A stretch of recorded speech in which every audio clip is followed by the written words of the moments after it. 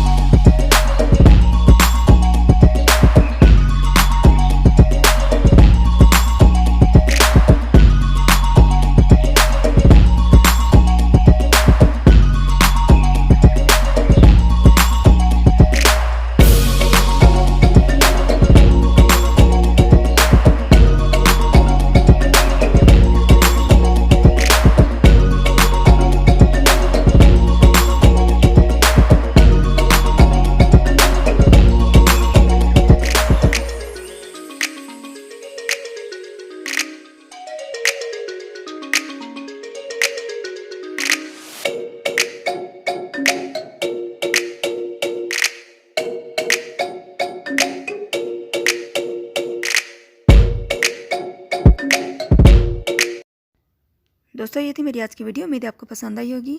अब मुझे इजाज़त दें, मिलते हैं किसी नेक्स्ट वीडियो में। तब तक के लिए अल्लाह हाफ़िज़।